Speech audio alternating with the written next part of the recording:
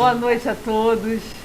Agradeço imensamente a presença de vocês, né, a presença dos nossos convidados palestrantes, a presença também do corpo de coordenadores aqui, da nossa diretora executiva do IPES, a coordenadora adjunta aqui da Segurança Pública e Saúde do Trabalhador, Wanda Quadra, Cátia Sodré, Alexandra, todos presentes aqui, muito obrigada pela presença.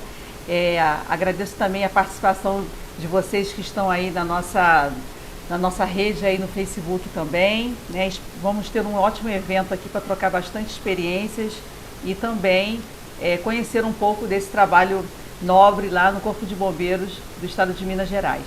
Inicialmente vou passar a palavra aqui para a nossa diretora executiva, para Deise Miranda, para nos dar as boas-vindas.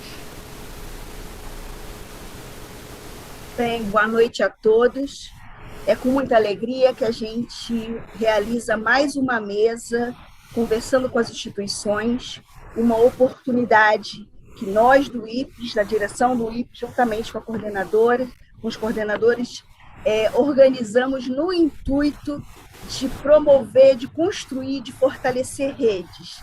Então, a gente, nesse espírito, agradece imensamente os nossos convidados, Richard e Olívia, que são representantes institucionais do Corpo de Bombeiros do Estado de Minas Gerais, e a gente agradece à instituição por permitir que eles estejam conosco, e mais do que nunca, agradecemos a todos vocês que estão aqui presentes, dando a oportunidade ao IPES de promover mais um debate rico e comprometido com as relações institucionais em prol da vida.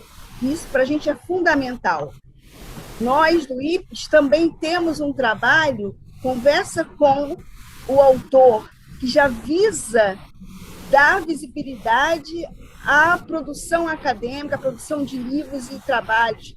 Então, assim, a cada evento nós temos um propósito, mas sempre no mesmo intuito, promovendo a valorização da vida, seja através de produção de livro, seja através de diálogos com as instituições, porque, como nós vamos ver hoje, tanto o Richelme quanto a Olívia, eu peço licença a chamá-los assim, que eu sei que a Meire vai seguir todos os protocolos institucionais, né, para chamá-los assim, porque eu os vejo como profissionais da área que atuam promovendo a vida com diferentes metodologias que são importantíssimas, seja na abordagem técnica com tentativa de suicídio, seja na pós-venção.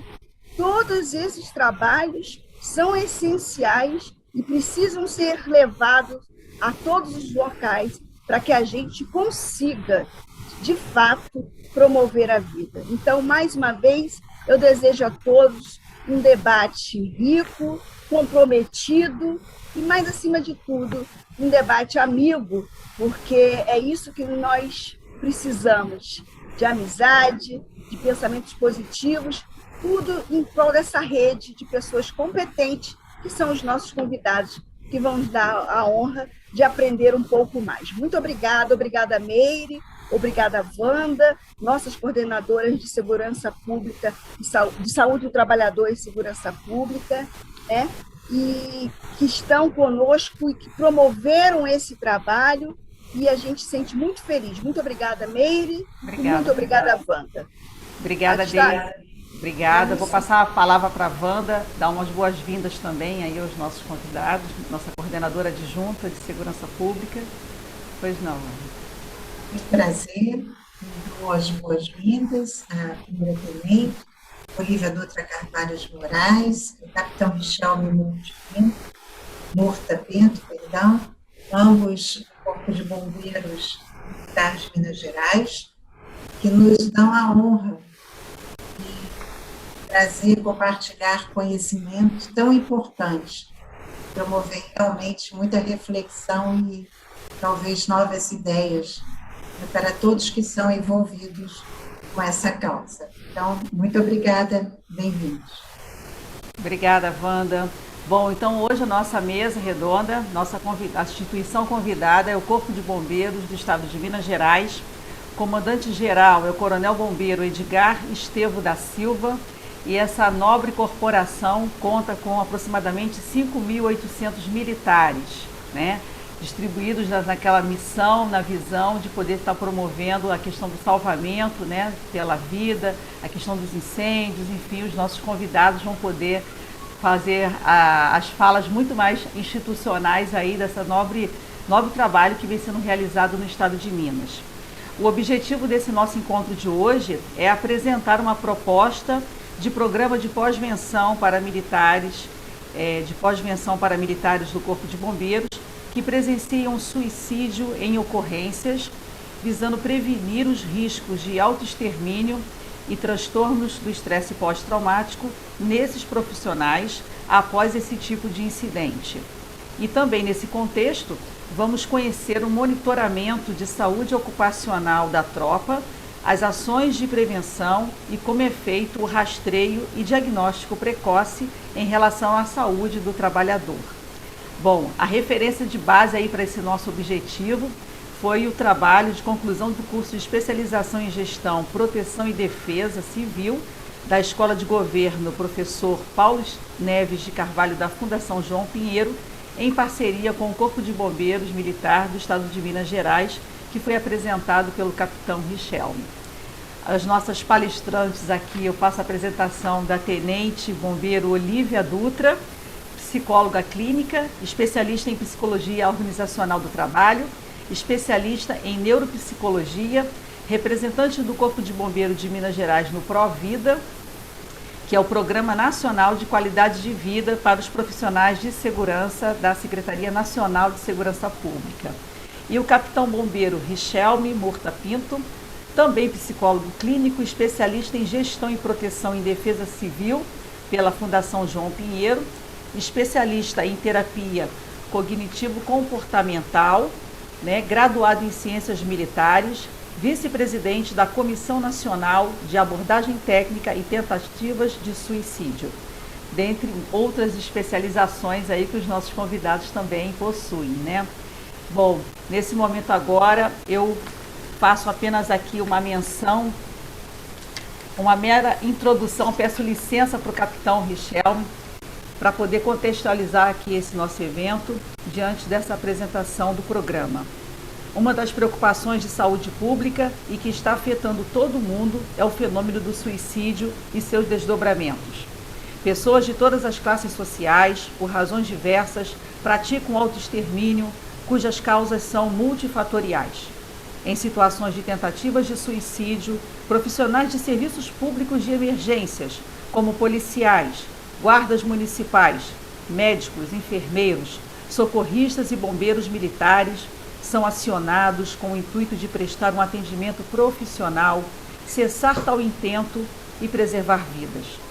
Dada a conjugação da vulnerabilidade biológica, psíquica e social, algumas dessas pessoas em sofrimento chegam a consumar o autoextermínio diante desses profissionais que atuam na missão de preservá-las. Essa citação aqui foram as palavras iniciais do trabalho do capitão Richelme. E aí, dentro desse contexto, eu inicialmente passo aí a palavra para a tenente Olívia, para poder dizer para a gente aí que diante de toda essa labuta, como fica aí a saúde desses militares. Com você, Olívia, obrigada. Muito obrigada, eu inicio agradecendo a oportunidade, essa troca de experiências é fundamental e eu espero contribuir para a nossa noite. Então, o nosso olhar para esse tema, ele será em direção a uma reflexão acerca da vida, né? Como vocês já iniciaram dizendo aí, o nosso foco é a vida. Porque o modo como é entendido e pensado o suicídio, ele irá definir esses limites e as possibilidades de intervenções. Então, partindo do princípio que o sujeito não quer a morte, né, mas sim acabar com determinada dor, sofrimento, é possível, então, realizar as ações em favor da vida, que potencialize a vida. Vocês estão me ouvindo bem? Muito bem. Então, sim. Então, diversos aspectos podem comprometer o nosso desenvolvimento psíquico, nos sobrecarregar, aumentar nossa tensão emocional, e também aquelas situações que são vividas e passam a agir como um gatilho, e que podem ser ativadas em determinadas circunstâncias. Trazendo para a nossa proposta de hoje, da mesa redonda, eu vou apresentar as ações do Corpo de Bombeiros Militar de Minas Gerais nesse sentido. Porque diante de um trabalho que demanda o contato direto com circunstâncias muito complexas, com grande possibilidade de provocar essa sobrecarga emocional, detectar de forma precoce as condições associadas a este fenômeno, permite realizar as medidas preventivas e cuidar, né, daqueles que sofrem o impacto causado pelo suicídio. Então, inicialmente, vou falar da nossa resolução número 640, que estabelece o nosso PSOBM, que é o Programa de Saúde Ocupacional Bombeiro Militar. No contexto de enfatizar a importância desse desenvolvimento de políticas de saúde que vão além da nossa abordagem clínica, porque dão ênfase à coletividade para a manutenção dessa saúde física e mental dos militares, através das boas práticas da equipe multiprofissional. Então, o Corpo de Bombeiros, ele desenvolve o programa que acompanha e tem um controle direcionado à promoção e preservação da saúde ocupacional dos militares. E esse programa possibilita a prevenção, o rastreamento, o diagnóstico precoce dos agravos à saúde relacionados ou não com o trabalho e a adoção das medidas técnicas e administrativas que podem impedir ou reduzir a progressão dessas alterações que serão identificadas durante toda a avaliação de saúde. Então, o PSOBM, ele compreende a identificação e o controle de riscos que estão relacionados à execução dessas atividades do bombeiro militar, que são inúmeras e bem complexas, né? Então, através da realização bienal obrigatória da avaliação de saúde, nas áreas médica, odontológica e na área psicológica, caso haja um encaminhamento, que eu vou explicando. Nessa avaliação, inclui a avaliação clínica, que abrange a anamnese ocupacional, o exame físico e mental, exames complementares. Então, o que for necessário para esse rastreamento e prevenção dos agravos à saúde. Então, pode-se encaminhar também o bombeiro, durante a avaliação, para outro profissional, quando necessário. Na avaliação médica, eu ressalto alguns pontos, né, para todos os senhores perceberem a amplitude do programa. Tem a verificação do cartão de vacina, as orientações quanto a imunizações, a aplicação do questionário de identificação dos transtornos devido ao uso de álcool, que durante muito tempo foi um problema muito grande, né, na tropa, a identificação de problemas relacionados ao uso imoderado do álcool em determinados casos. A avaliação também inclui avaliação de doença crônica, problemas de moradia, saneamento, problemas financeiros, como que está a questão do lazer, da alimentação, tabagismo, obesidade, dentre outros, né? Porque a qualidade de vida, ela engloba inúmeros fatores, e tudo isso é abordado durante o programa. O encaminhamento ao serviço de psicologia, ele acontece se o militar, durante a avaliação médica, apresentar algumas situações. Por exemplo, se o militar afirma durante o exame médico que tem crises familiares atuais, tabagismo, uso da bebida, insatisfação com o trabalho, o enquadramento em algumas zonas nesse teste, né, do audit que eu citei, sobre a questão do alcoolismo, determinada pontuação no questionário de saúde mental. Ele é encaminhado para o psicólogo também, se demonstrar uma demanda, né, espontânea, alguma outra indicação médica também. E aí, no que se refere ao contato com a psicologia, a avaliação psicológica inicial consiste no preenchimento do questionário de saúde mental, que tem a finalidade de subsidiar o ajustamento funcional desse bombeiro militar ou o encaminhamento dele para avaliação psicológica mais completa, ou para psicoterapia, né, já para o acompanhamento, sendo o caso. Nesse questionário da psicologia, constam perguntas sobre eventos estressantes que comprometam a rotina, problemas financeiros, o rompimento de alguma relação, o luto, questões de violência, discriminação. Então, diversos eventos que têm o potencial estressor e também estressor no trabalho, que são essas ocorrências mais complexas, dolorosas, ou que remetem a alguma dificuldade daquele bombeiro, né? Uma questão pessoal também, alguma experiência no trabalho que ele tenha dificuldade de lidar.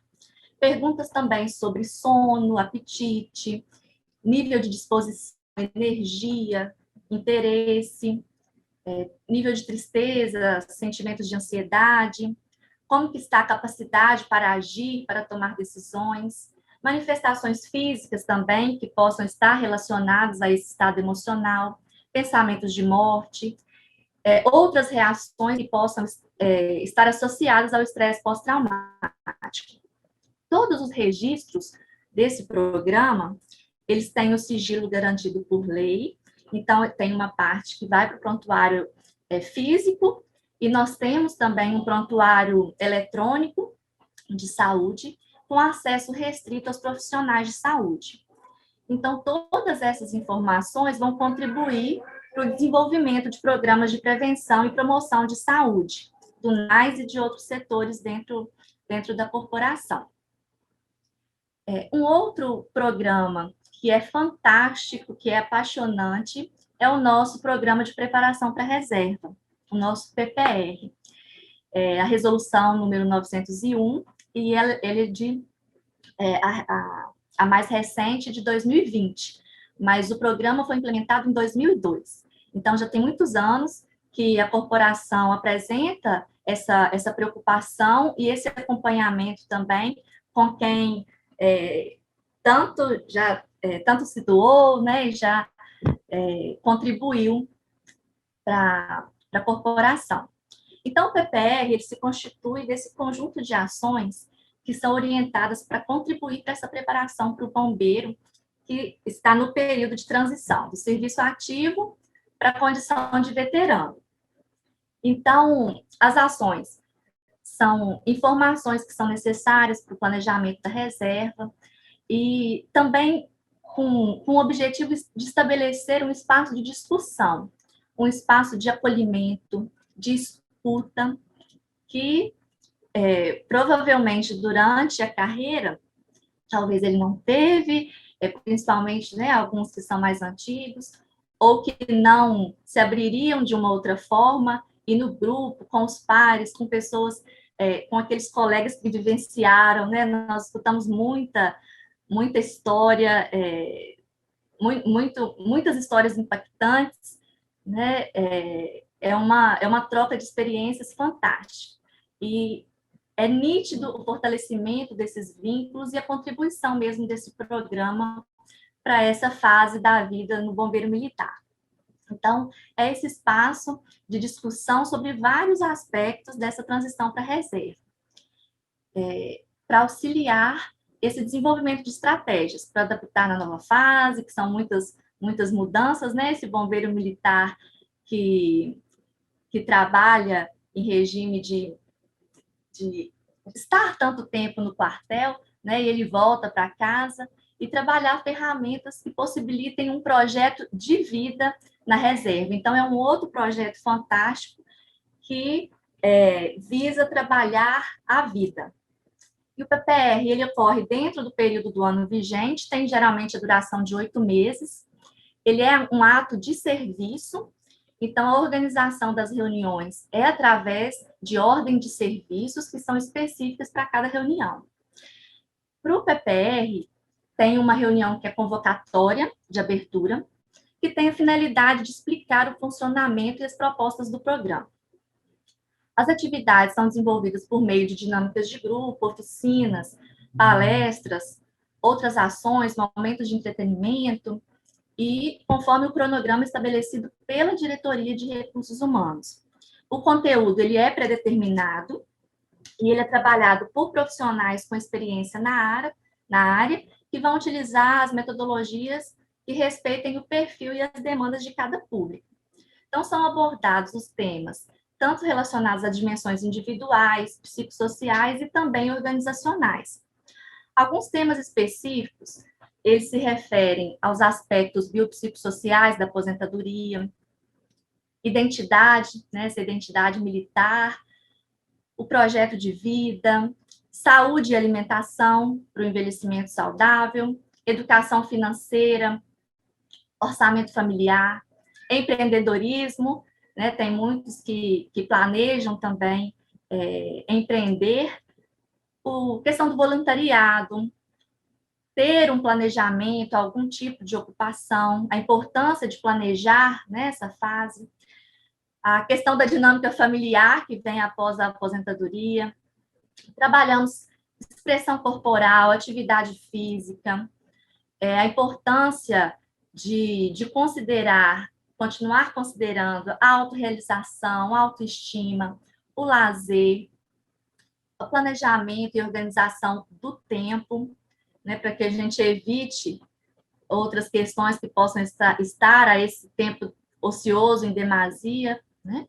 Novas redes de relacionamento, fatores de proteção que contribuam para essa aposentadoria, para que seja saudável, né?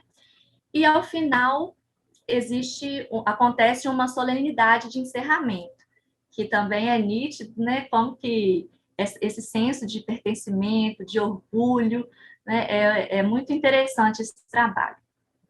Quem pode participar desse programa são os bombeiros militares masculinos a partir de 27 anos de serviço, que tenham pelo menos 22 anos de efetivo serviço, e bombeiros militares femininos a partir de 22 anos de efetivo serviço. Os militares veteranos também podem participar, e aqueles que também já estão aguardando a transferência para a reserva. Nesse programa, existem outras ações também da instituição para incentivar a participação. Por exemplo, os militares da administração, eles são liberados do expediente administrativo no dia do evento. Os que estão sob regime da escala operacional ou que estão empenhados na escala noturna, eles são liberados às 20 horas do dia que antecede o evento. Os que estiverem empenhados de serviço em escala de 24 horas no dia da reunião e que comparecem, né, ao evento, eles assumem o serviço às 20 horas. E são concedidos aos militares que concluem o PPR 15 dias de dispensa total do serviço. Pode ser gozada a qualquer tempo, sem fracionar, e uma única vez. Para os que completam 29 anos de efetivo serviço e que tenham feito o PPR, tenham completado, eles podem requerer junto à administração atuar no serviço operacional ou administrativo. Podem escolher o local de trabalho e podem ter também a dispensa do trabalho noturno.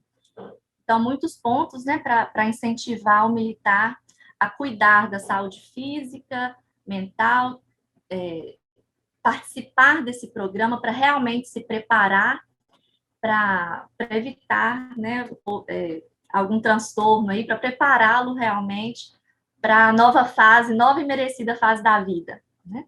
E os militares que estão inscritos no PPR, em andamento, eles podem promover, podem participar de uma viagem após o último encontro do ano. E essa viagem pode ter duração de até 5 dias úteis. Então, também contribui para esse fortalecimento de vínculos. O terceiro ponto que eu gostaria de expor é o nosso protocolo clínico para o acompanhamento dos militares que participaram da ocorrência da barragem Brumadinho. O objetivo desse protocolo foi organizar os procedimentos de assistência à saúde e dar seguimento por um bom tempo a esse cuidado com a saúde dos militares que são empenhados na operação de Brumadinho. E também fornecer os dados para nós avaliarmos o impacto dessa ocorrência na saúde dos militares. Então, o questionário, ele aborda diversos aspectos, como disponibilidade dos materiais para a realização das atividades, o nível de colaboração entre a equipe, a sensação de reconhecimento dos militares, tanto em relação aos superiores hierárquicos, quanto em relação à população, a avaliação sobre o ritmo de trabalho durante essa ocorrência, o quanto eles estão preocupados, né, estavam, e quanto isso poderia impactar a preocupação sobre os riscos que a lama ou outros aspectos poderiam trazer para essa saúde física e também mental, né, dos bombeiros, se houve contato com os cadáveres, segmentos corpóreos, se teve, como que foi o contato com os familiares, com os amigos de vítimas, se o bombeiro conhecia alguém envolvido na tragédia, se ele sentiu necessidade de compartilhar, de conversar com alguém sobre o que ele estava pensando, sentindo. Conhecer também quais os serviços o militar utilizou durante o empenho nessa ocorrência, se ele utilizou o serviço médico, se ele precisou do serviço dos enfermeiros, dos psicólogos, fisioterapeutas.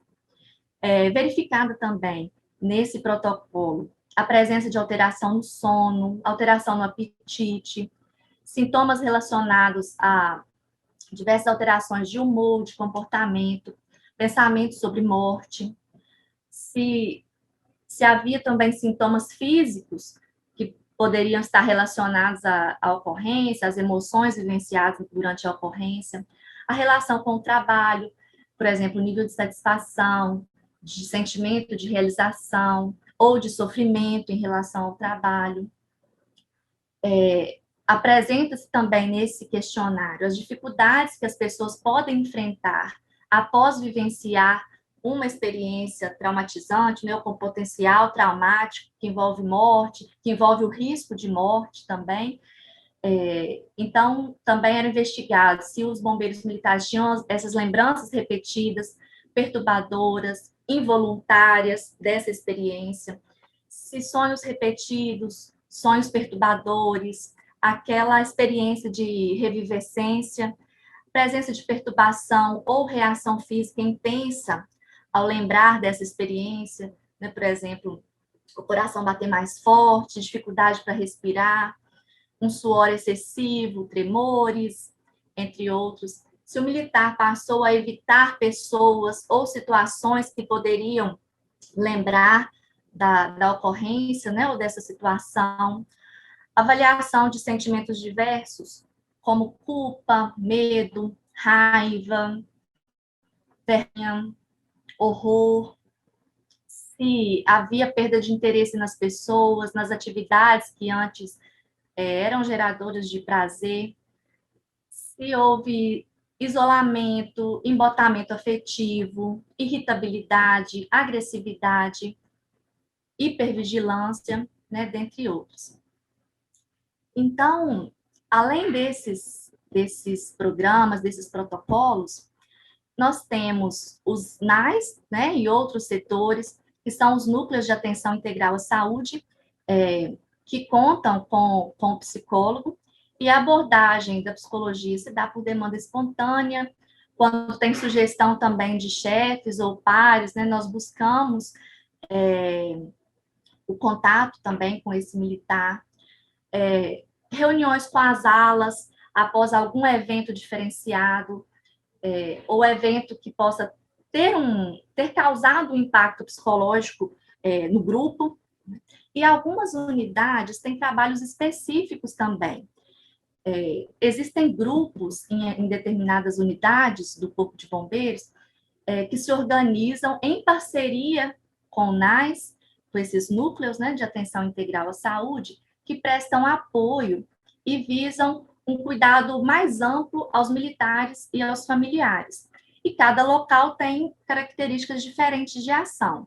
Mas eu vou citar empréstimo de cadeira de roda, camas hospitalares, materiais ortopédicos, doações de cesta básica, marcação de consulta, internações, tanto na rede pública quanto na rede particular, auxílio nos casos de dependência química, quando tem necessidade, interesse, suporte no momento do falecimento do militar ou de familiares, assistência também em situações de violência doméstica, visitas domiciliares para o acolhimento, para orientações diversas. E, nesse momento, é muito interessante essa proximidade com o familiar, né? Principalmente com a família que se configura esse elo importante na rede de proteção, né? Esse elo que é tão importante, esse elo com a vida, né? Que esse papel tão importante que a família exerce. Então, ela também sendo entendida como esse suporte no enfrentamento, na superação do sofrimento psíquico. Então, esses momentos, essas visitas, esse acolhimento, eles agem muito nesse sentido também. E outras ações que em cada unidade se percebe a necessidade, ações que minimizem o sofrimento e gerem o bem-estar. Nós temos também a CLIPS, que é Clínica de Psiquiatria e Psicologia, em Belo Horizonte, que funciona com o sistema de plantão 24 horas do profissional de saúde mental e também as escalas de sobreaviso. Então, o militar, a qualquer tempo, que precise de um apoio, de um suporte, orientação, encaminhamento, ele tem esse acolhimento presencial, orientações, contato telefônico, e nós temos conseguido fortalecer de forma significativa essa equipe de saúde mental no Corpo de Bombeiros, também na Polícia Militar, para abarcar toda essa demanda que vem surgindo em torno da saúde mental. Então, todas essas ações que eu compartilhei são baseadas nessa integração da equipe multiprofissional e no fortalecimento cada vez maior da área de saúde mental para o cuidado, né? Cuidado com a vida dos militares, dos familiares, então, realmente em prol da qualidade de vida. E eu agradeço a atenção e passo para a coordenação da segmento. Muito obrigada, Olívia. Tenho certeza que foi muito enriquecedora aí essa sua experiência aí, a experiência de trabalho de lá dessa corporação.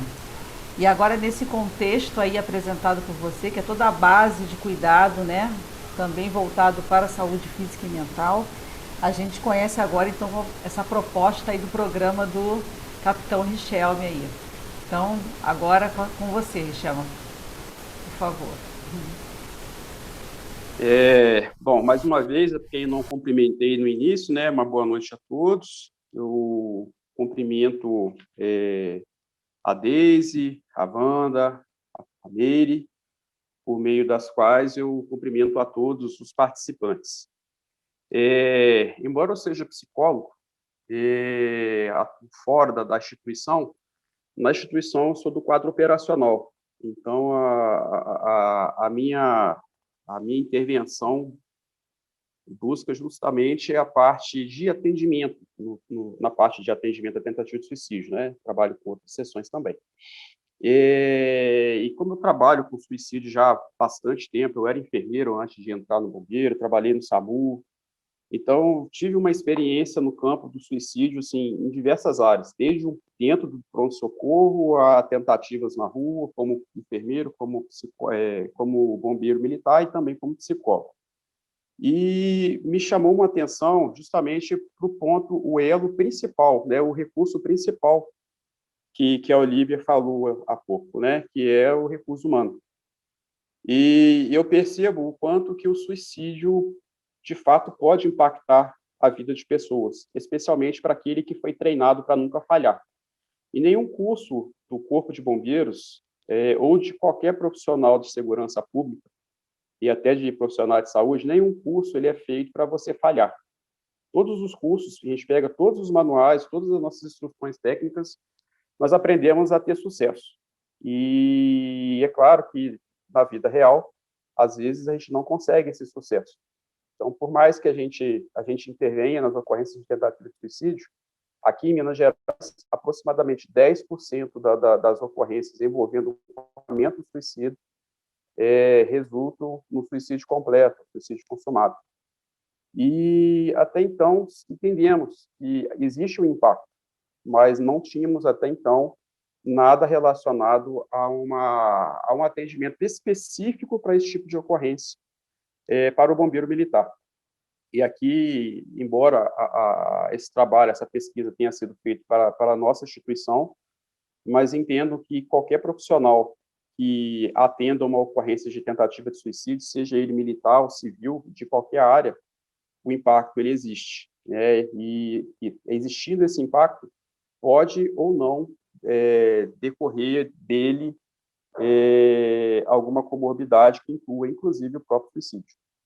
E aí, quando a gente pesquisa, né, todos aqui certamente já fez inúmeros estudos na área da pós-venção, quando a gente estuda a pós-venção, a gente percebe, né, que existem diferentes procedimentos utilizados para mitigar o sofrimento daquele que foi afetado pelo suicídio de alguém, a qual chamamos de sobrevivente.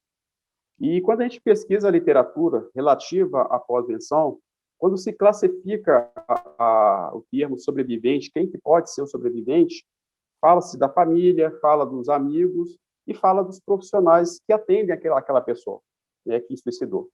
Então, fala dos enfermeiros, fala dos policiais militares, fala dos psicólogos, fala dos bombeiros militares.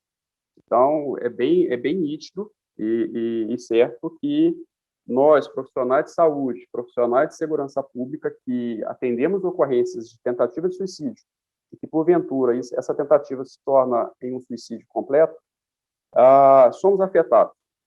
E aí a gente volta novamente a debruçar sobre os livros, né, sobre a literatura, sobre as pesquisas, de como se utilizar a pós-venção para estes profissionais. E aí, quando a gente olha o rol de intervenções, a gente observa que as intervenções elas foram copiadas e coladas de Schneider, lá na década de 70, que são a limpeza do local, então a pessoa se incorporou naquele local antes do familiar chegar, remove a corda, limpa a cena, dá as orientações para aquele familiar sobre questões tributárias, questões de pensão. Ok, isso é válido, muito importante. Mas onde que entra o profissional de segurança pública e o profissional de saúde? Porque eu tive um bombeiro militar aqui em uma companhia próxima aqui da minha cidade, o bombeiro militar, estando de serviço, ele se suicidou enforcado. E a equipe dele, que trabalhava com ele, foi fazer a remoção dele de lá. Como que eu coloco o bombeiro, como que eu faço essa pós-venção desse bombeiro militar, dizendo que alguém vai fazer a remoção do amigo dele de serviço da corda? Então, assim, a gente não conseguiu ver coisas que pudessem, de fato, serem utilizadas para a pós-venção, de fato, para estes profissionais. Então, nós até então estávamos à margem da pós-venção, mesmo sendo merecedores dela. Então, quando a gente fez esse estudo, a ideia era justamente identificar se presenciar o suicídio poderia ser um start para a ideação suicida ou a tentativa de suicídio do profissional que presencia, e se isso for verdade, o que a gente pode fazer para poder minimizar ou prevenir esse suicídio desse bombeiro militar. A título de curiosidade, essa ocorrência em que eu falei há pouco, né, ocorreu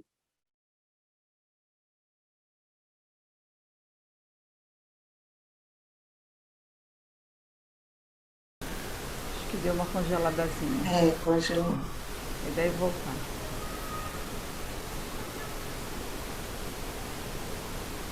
Os bombeiros militares que também estavam com ideação suicida. E essa intervenção permitiu fazer esse rastreio imediato, e esses 2 bombeiros militares estão em acompanhamento psicológico e psiquiátrico. Bom, feito essas introduções, aí só para a gente recapitular, né, uma relação do trauma psicológico com o transtorno do estresse pós-traumático. Então, muito possivelmente, o Newton Rocha deve se recordar, né, que o trauma psicológico ele decorre de uma sobrecarga psíquica, né? Existem situações estressoras no nosso dia a dia que faz com que a gente tenha as nossas reações psíquicas sendo convocadas.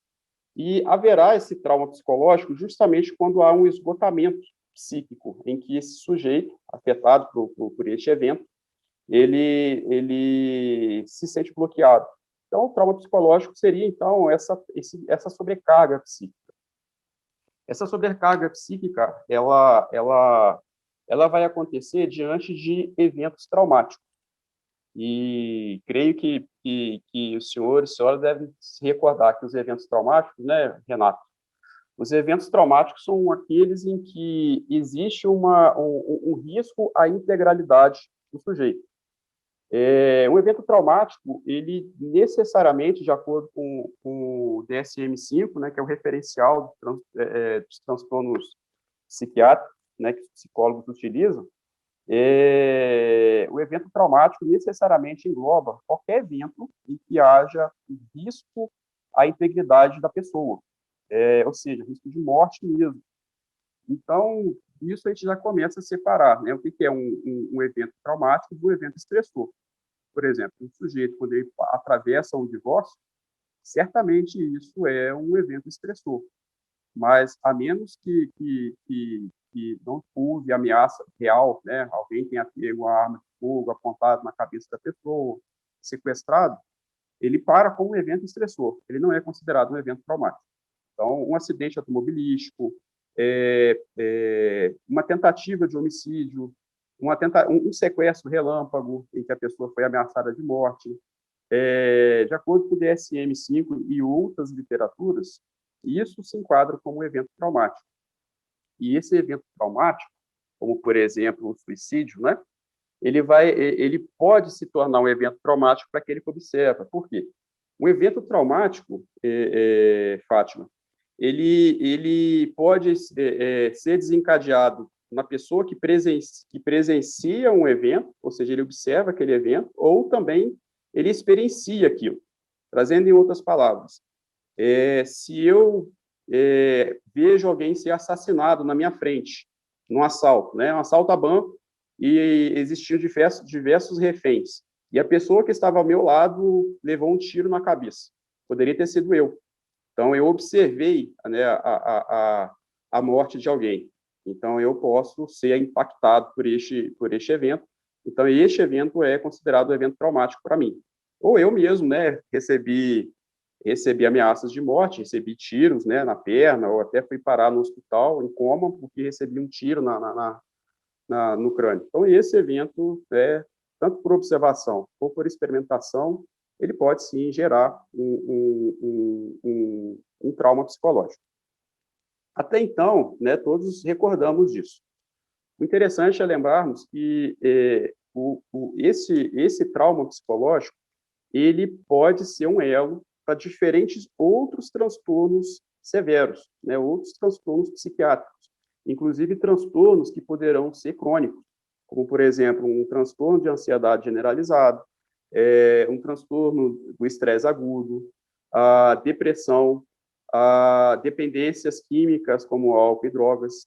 Então, existe uma grande comorbidade, né, em virtude de um transtorno do estresse pós-traumático decorrente de um evento traumático.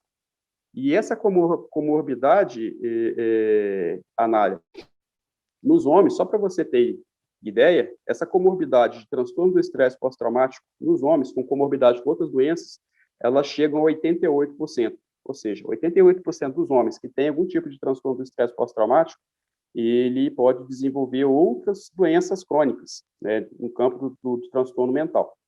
E as mulheres vai girar em torno de 80%. Então, isso já nos preocupa, já vamos guardar esses dados, porque vão ser importantes quando eu for falar do impacto disso para o suicídio. Só para fazer um preâmbulo, Kátia, o TEPT, ele aumenta de 3 a 5 vezes as ideações suicidas daqueles que desenvolvem o TEPT.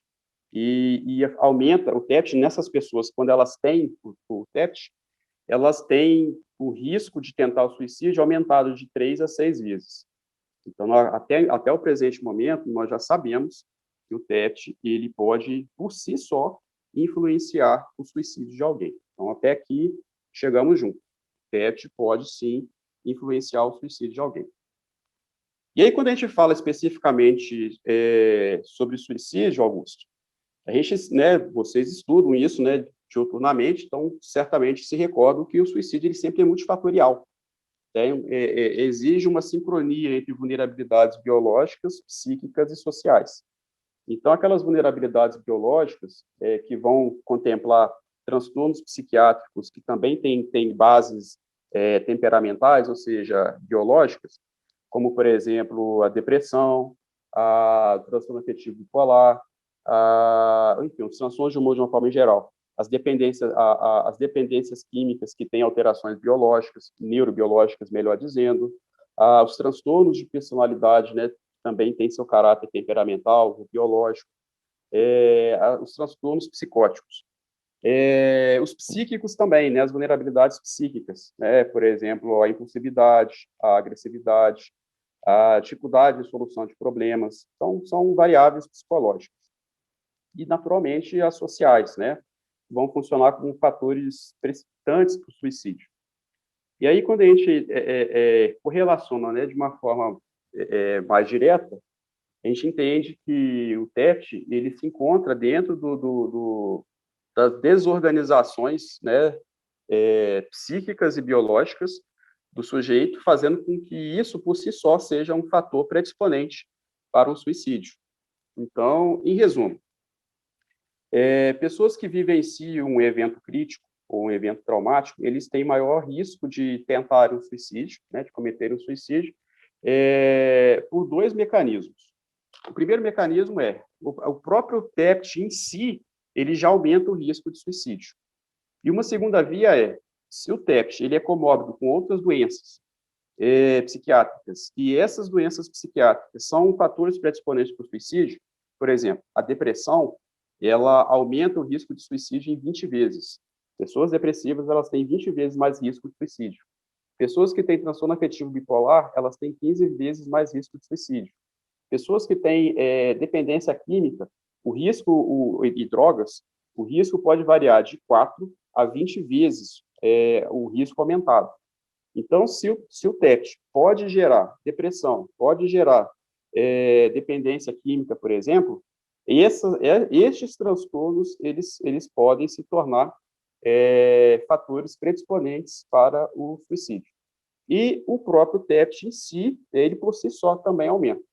Então, agora nós já chegamos ao ponto, né, de que o evento traumático, ele pode vir a gerar o TEPT, e aí o TEPT pode diretamente gerar o suicídio ou indiretamente, pelas doenças que ele vai resultar, também gerar o suicídio.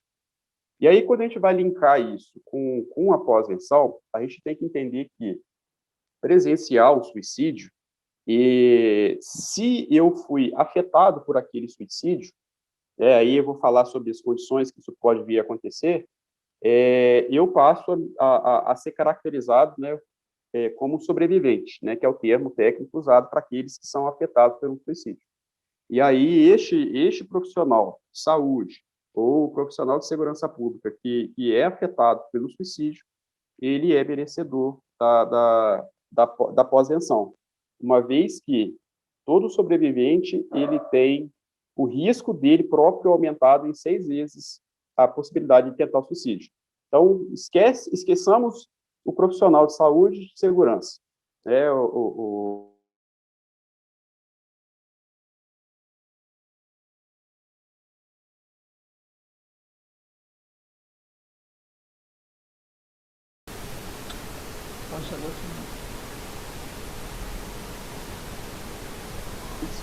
Dele tentar suicídio, comparado às outras pessoas que não foram afetadas.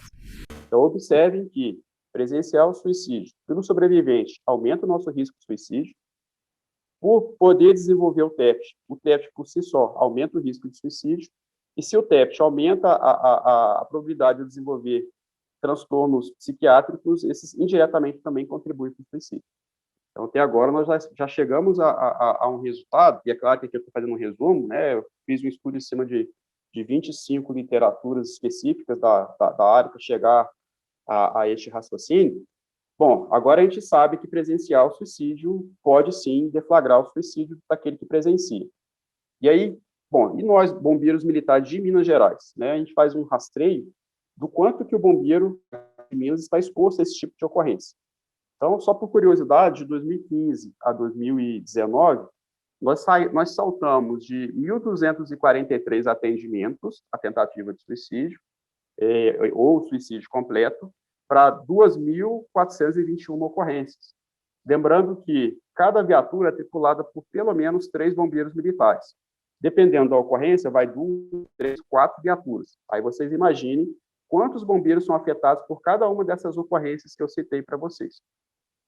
No ano passado, nós tivemos, a gente divide, né, as tentativas de ocorrências clínicas, as tentativas de ocorrências envolvendo trauma, né, em que há uma lesão, por exemplo, as tentativas em que a pessoa está em algum local alto, né, que precisa ser removido por meio de salvamento em altura, e o próprio autoextermínio em si.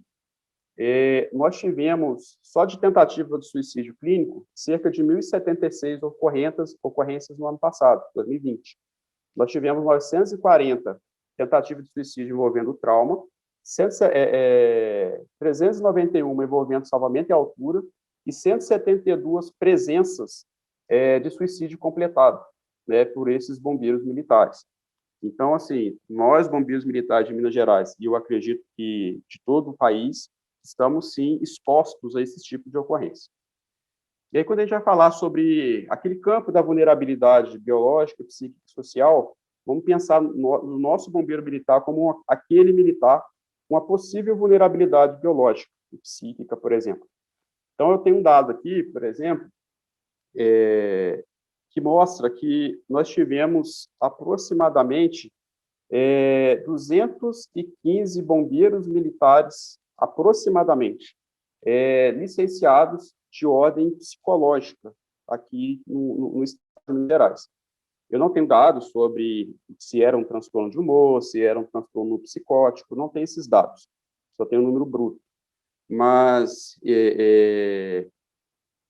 Rodrigo, quando a gente pensa nesse bombeiro militar que foi afastado do serviço por algum transtorno psiquiátrico, a gente já pode pensar que ele, sim, é alguém vulnerável a uma tentativa de suicídio, por exemplo. Então, quando a gente tem um estudo do capitão Eduardo, que é um psicólogo aqui, pesquisador aqui em Minas Gerais, da corporação, ele faz um estudo sobre prevalência de possíveis transtornos do estresse pós-traumático na tropa de Belo Horizonte. Então, foi feito um estudo somente em Belo Horizonte. E ele chegou a um número de aproximadamente 9,7% do grupo de militares de 25 a 29 anos de idade, possivelmente com TET. Ele não afirma, porque o estudo não tem uma finalidade de diagnóstico em si, né, ele leva em consideração nos estudos algumas variáveis que são compatíveis. Seria necessário uma intervenção ponto a ponto, né, para fechar um diagnóstico. Mas a potencialidade de 25 a 29 anos de idade, 9,7% já tem transtorno do estresse pós-traumático. Lembra quando eu falei que o TET, por si só, ele pode aumentar o risco de até 6 vezes a tentativa de suicídio de alguém? Então, essa é a nossa tropa vulnerável. Isso a gente está falando em números globais, a gente não pode afirmar que todo militar é assim, obviamente. E aí, como que a gente vai, então, correlacionar o trauma psicológico com as atividades do bombeiro militar? E aí serve também para qualquer profissional que lida com esse tipo de situação. Bom, presenciar um suicídio de alguém, ele pode desencadear, ele pode ser considerado um evento traumático ou um incidente crítico para o bombeiro militar que está naquela ocorrência e presencia, né, esse atendimento. Uma média de atendimento de tentativa de suicídio que nós temos aqui é de 2 a 3 horas. Então, durante 2 a 3 horas, o bombeiro militar, que não foi treinado para falhar, ele se envolve com aquele bombeiro, com aquele tentante, né, que chama a pessoa que tenta o suicídio de tentante, ele se envolve psiquicamente naquela ocorrência, então aquele evento ele pode, sim, né, ser afetado. Mas o que vai ser um fator decisivo para ele desenvolver ou não um TEPT? Vai levar-se em consideração os fatores predisponentes que porventura ele tenha, os fatores de risco predisponentes que ele porventura tenha, né? Como eu falei, né? Se tiver depressão, se tiver TAB, né? Transtorno afetivo bipolar, se tiver alguma dependência química, se tiver, Ângela, algum tipo de transtorno de personalidade, como borderline ou narcisista, tudo isso são fatores de risco predisponente. Então, isso, né, contribui para a manifestação ou não do TEPT. Um outro ponto também que pode favorecer é a forma em si do evento. Uma coisa, a pessoa tentou suicídio, eu cheguei na ocorrência, a pessoa tomou uma determinada cartela de determinado medicamento, e ao chegar ao local, ela está em parada cardiorrespiratória. Então, isso é uma forma de um evento. Outra forma é eu ficar 6 horas conversando com aquele tentante, e esse tentante, inclusive, ele se parece muito com o meu filho. E aí o tentante, ele vem a se precipitar da ponte, ou ele se enforca diante deste bombeiro militar. Então, essa forma de evento é bem mais impactante do que a primeira que eu dei de exemplo. E um terceiro elemento que vai certamente contribuir é a rede de suporte desse bombeiro militar, né? Porque se ele é um bombeiro militar que ele tem uma teia social rica, né? Família presente, uma rede social com amigos, está ali conversando com ele, né? Fora do quartel ou dentro do quartel, isso também será um bom prognóstico. Agora, aquele bombeiro militar que não tem uma rede social, né? Uma teia social rica, né? Que sai do serviço, vai para casa e mora sozinho, mora distante da família, esse tende também a desenvolver, né, o TEPT.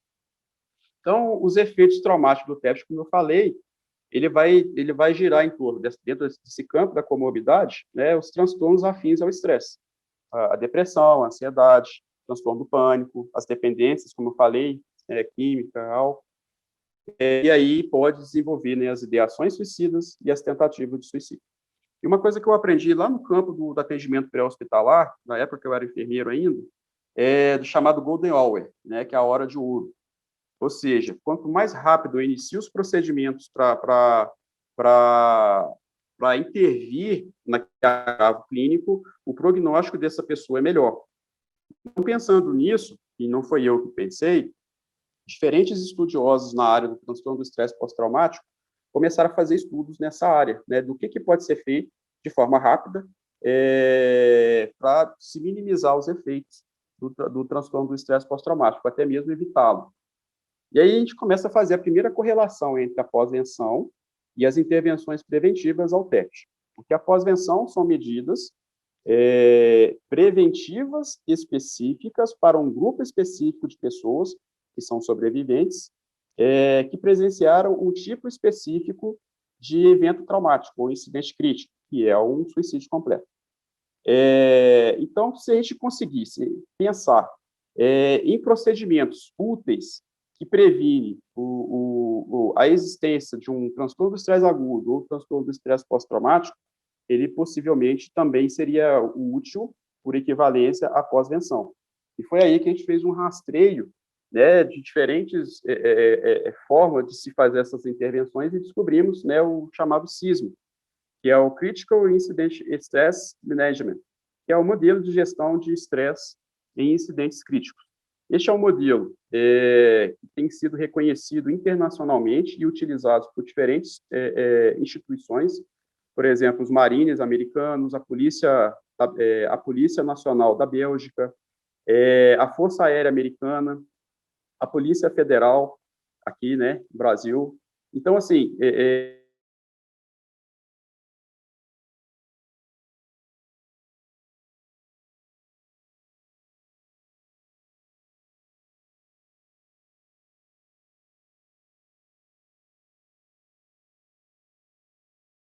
programa de prevenção, e ele pressupõe que seja realizado de forma imediata, né? O quanto antes, melhor. Então, dentro desse programa, que envolve diferentes etapas, 2 técnicas são os pilares.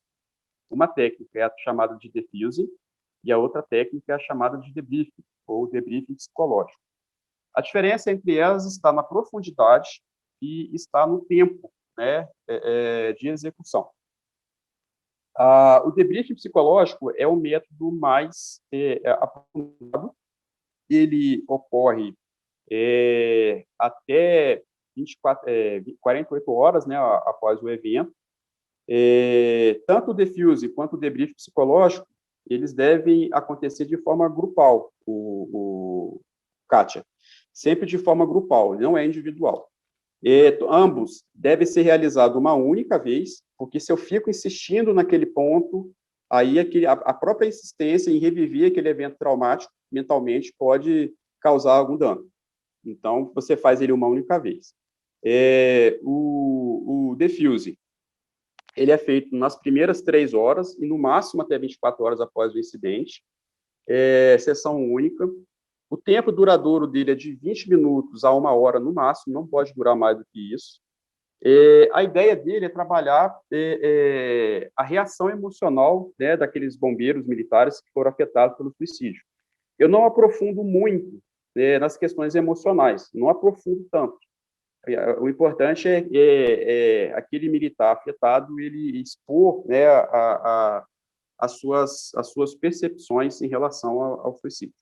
Já o debriefing, não. O debriefing psicológico, ele tem uma duração média de 3 horas, ele é mais complexo, enquanto o defuse ele tem 3 etapas, 3 fases, melhor dizendo, o debriefing psicológico são 7 fases. Né? Eu vou buscar falar superficialmente aqui, por causa do tempo, né? Mas vou falar oportunamente ainda aqui nesse momento.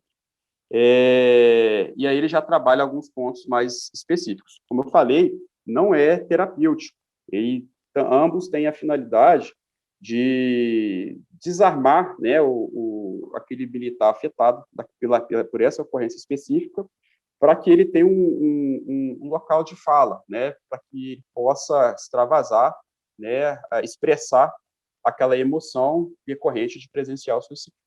Então, dentro desses 2 pilares, nós buscamos propor, então, um programa de pós-venção, com base no caderno de prevenção e tratamento de TEP da Senasp, que se pauta nesse modelo SISM de prevenção e tratamento ao TEP.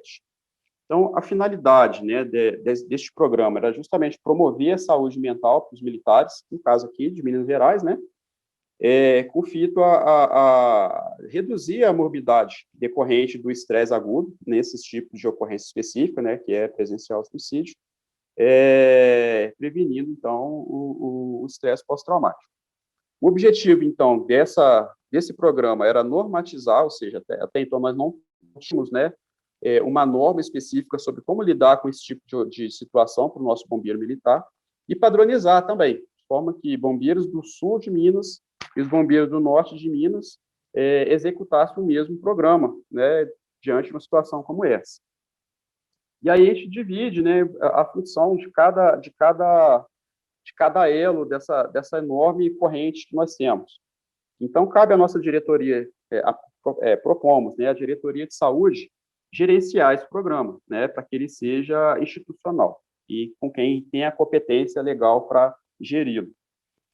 Então, a diretoria de saúde, né, que nós chamamos de AS, né, que é a Assessoria de Assistência à Saúde, ela buscaria fazer reuniões sistemáticas para padronizar esses conteúdos, capacitar as equipes que participam de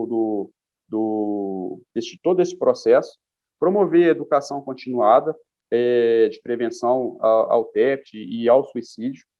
É importante alimentar o banco de dados com informações para facilitar os treinamentos e as intervenções futuras, rastreio de incidentes críticos mais comuns na instituição, né?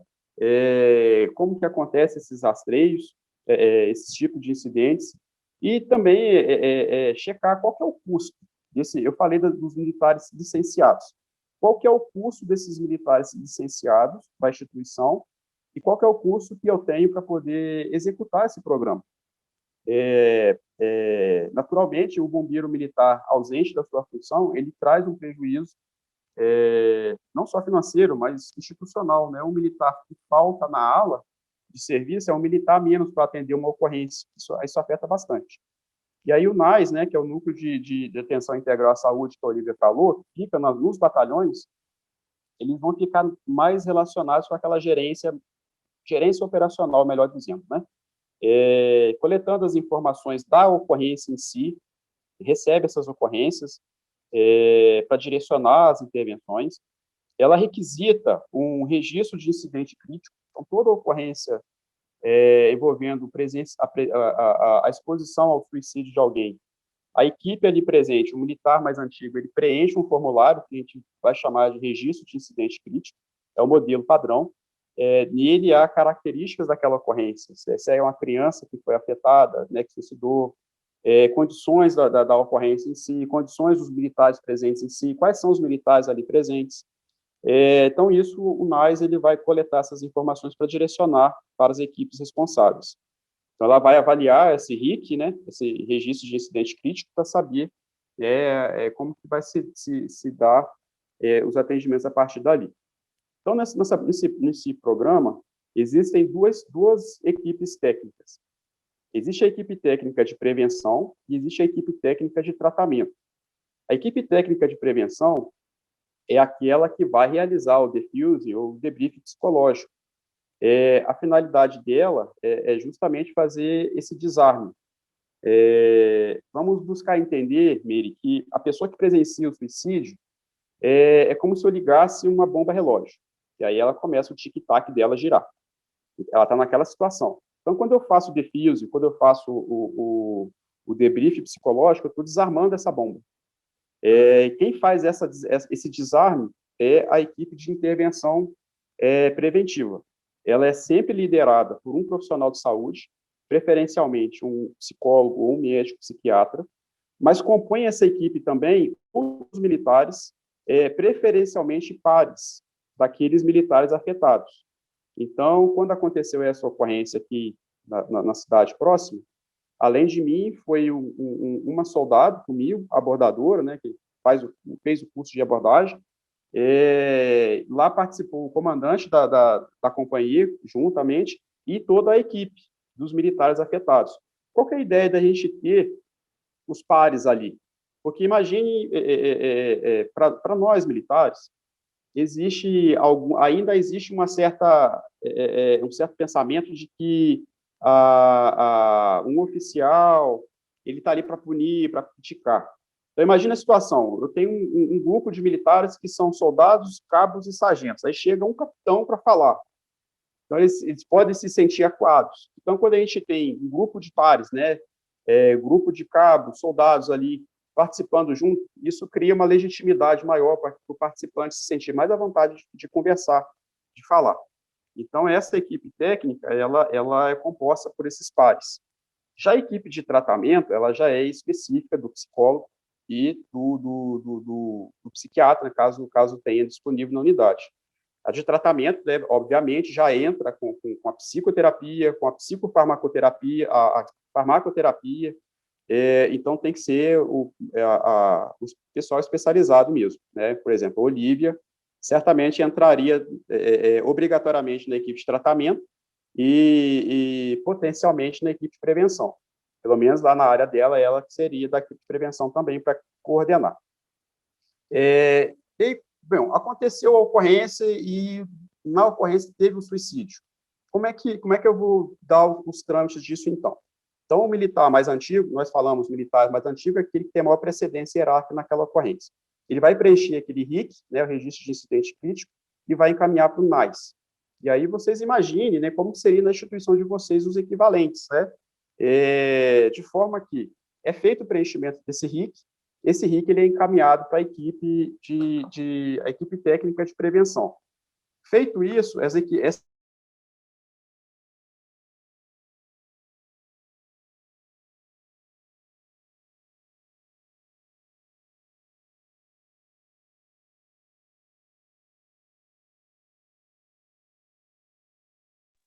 até 72 horas. Agora, por causa da pandemia, né, a gente pode fazer por videoconferência, até o Conselho Federal de Psicologia liberou o atendimento online, antes tinha que ter um cadastro, hoje não precisa ter esse cadastro, dos psicólogos. A ideia é não produzir mais trauma, ou seja, não insistir demais na pessoa para ela falar. Essa equipe de prevenção, ela tem que ter de 2 a 4 membros, de forma que cada membro ele é responsável de 5 a 7 afetados. Obrigatoriamente, no debrief psicológico, tem que ter um profissional de saúde para coordenar o trabalho. Ela vai girar de 3 a 4 horas, e tem como finalidade uma revisão do evento estressor. Sempre uma única sessão, não faz ela mais do que uma vez. E aí eu falei que ela tinha 7 fases, né? A primeira fase é a introdução, que eu explico para os participantes o que é aquele procedimento que eu estou fazendo, faço a minha apresentação, a apresentação da equipe, e dizer que ali é um evento confidencial, nada que vai ser falado ali vai sair daquela sala. Feito isso, a gente vai para a segunda fase, que é a descrição do evento. A gente vai abrir a palavra para os participantes para eles descreverem com a linguagem deles, com a percepção deles, o que aconteceu. Isso, por si só, é catártico. Depois, a gente vai para a terceira fase, que é a descrição do pensamento. Como que eles pensam sobre... Quais são as crenças que eles desenvolveram a partir daquele evento. O que eles pensam a respeito daquilo. A quarta fase, que é a fase, assim, a cereja do bolo, é a reação emocional. Ou seja, como que esses militares afetados reagiram emocionalmente ao presenciar aquele suicídio.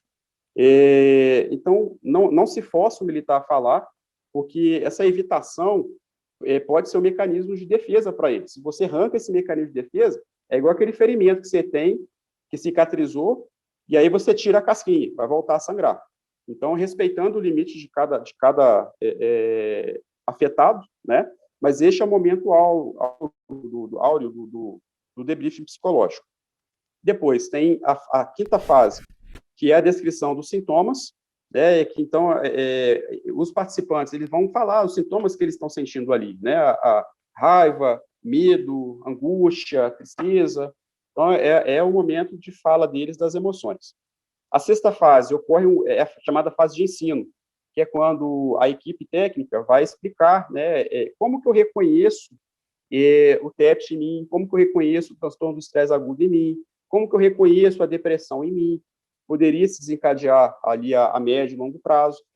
Para quê? Para que esse afetado ele possa saber se reconhecer, se monitorar, e o principal, monitorar o coleguinha dele também no próximo plantão.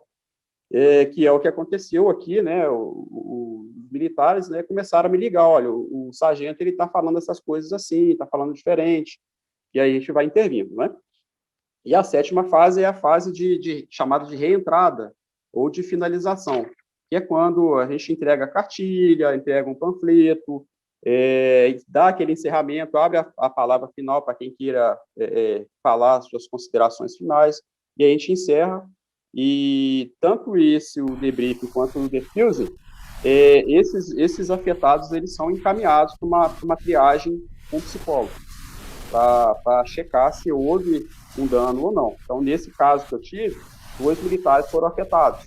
Então, esses a gente fez o encaminhamento para eles procurar acompanhamento. Já o defusing, ele é mais enxuto, né? Ele é menos estruturado, ele é mais informal. Ele vai até 3 horas do evento, então ele é mais breve, né, ele é imediato. E, Wanda, ele não pode ultrapassar 1 hora. Ele é de 20 a 60 minutos. E ele tem como objetivo, né, fazer uma avaliação do estado emocional daqueles militares afetados. Diferente do debrief psicológico, o defuse ele tem 3 fases, que é a introdução, que é semelhante àquela primeira que eu falei, né, de apresentação, explicar o processo. A segunda fase é a fase de exploração, em que os envolvidos eles descrevem o que aconteceu, né, para que eles tenham esse espaço de fala. Enquanto você não fala, o sofrimento não vai embora. Eles vão ter a oportunidade de transformar em algo objetivo aquilo que só ficou no campo mental dele.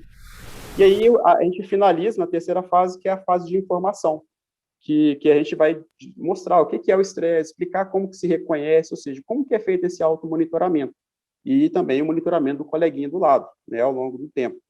É interessante entregar cartilhas, entregar panfletos, né, e ensinar também algumas técnicas de relaxamento, técnicas de respiração ativa. Para quê? Para que esse afetado ele encontre recursos internos até encontrar recursos externos e melhorar a sua situação.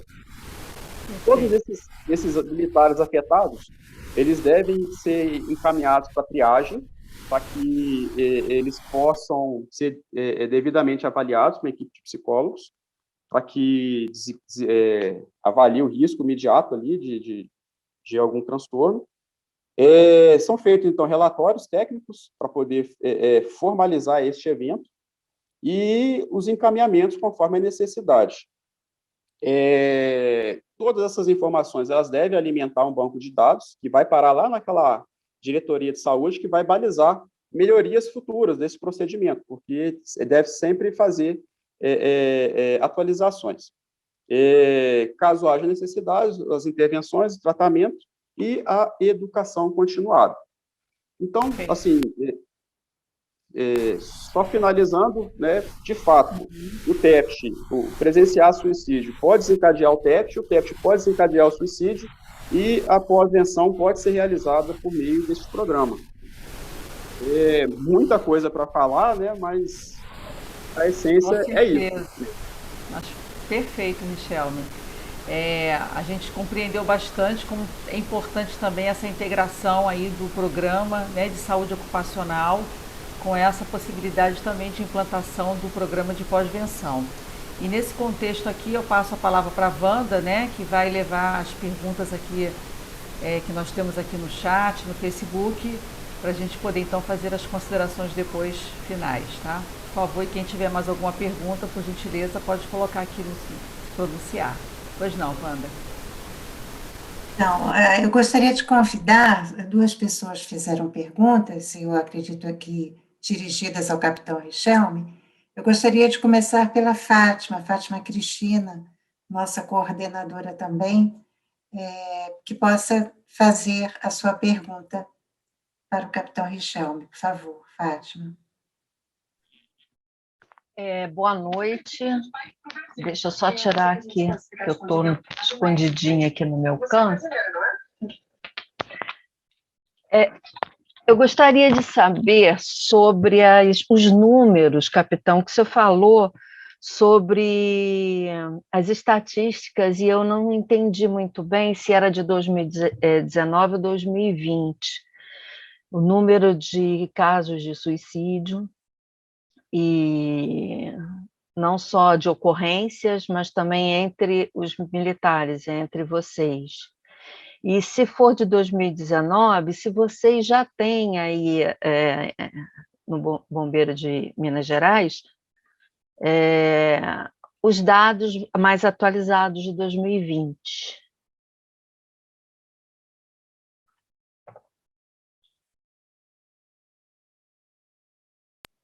Brigando aqui para ativar o microfone aqui.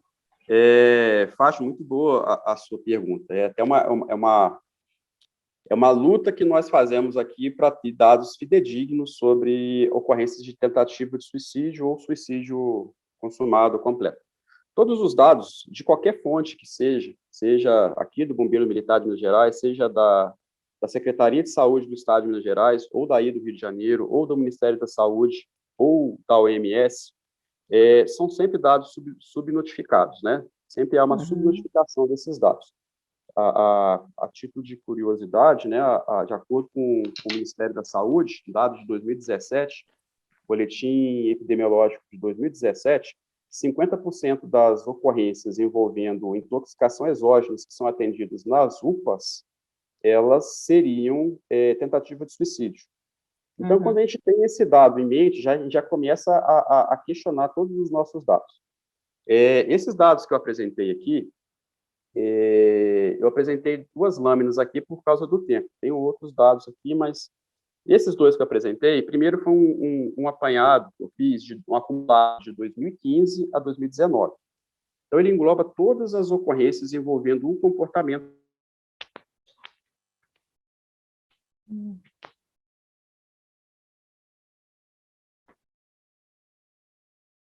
Congelou.